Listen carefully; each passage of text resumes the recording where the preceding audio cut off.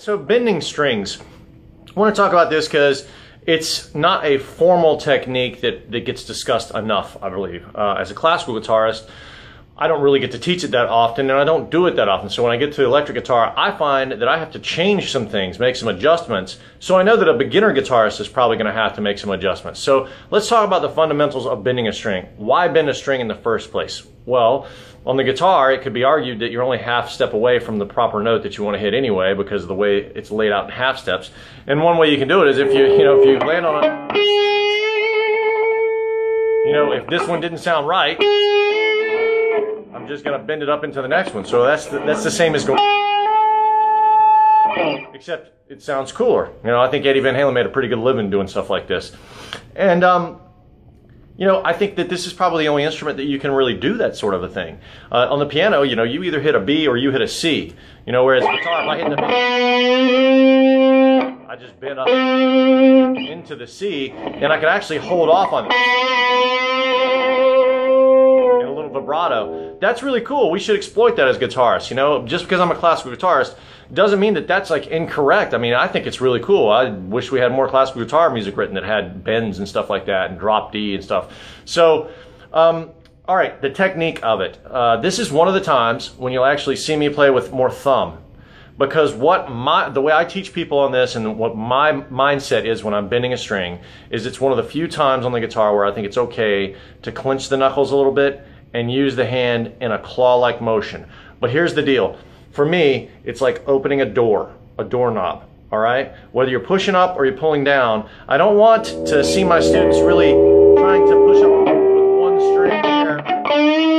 It gets caught underneath another string when you do that. That's not really, if you look at Clapton, all these people that have been playing for a while that play a lot of blues or rock, Eric Johnson maybe or somebody, Guthrie Govan would be a great person to watch how they do it. They're pulling in each direction and they're doing it on command. And I believe that unlike, it's not that different, I think, than our classical technique that I teach, where I think that the thumb is the key of leverage. I still think this thumb is the key where you have it on the neck. So you've got to find that spot where you feel like you can rock both ways. So maybe just grab your guitar and try something like this. Okay, and just make sure you can move freely. And then pick a couple notes, maybe like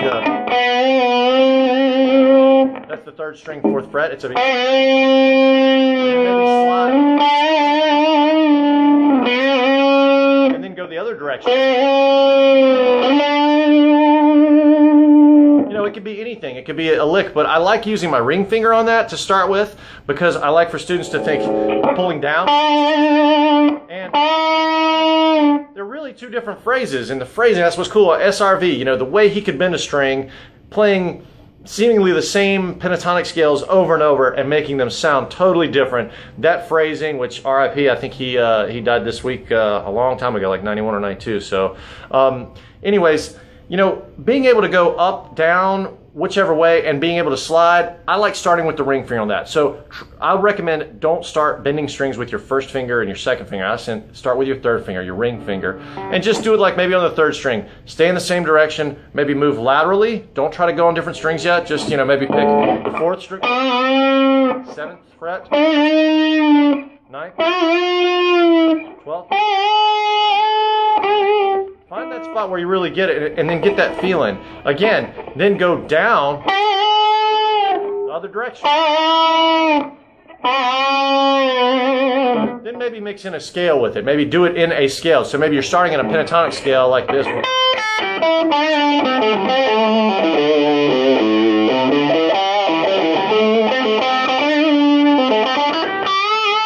That gives you the opportunity to start really crossing the strings. I don't recommend doing that till you've actually where you can really walk up and maybe do something. You can try doing 2 strings, do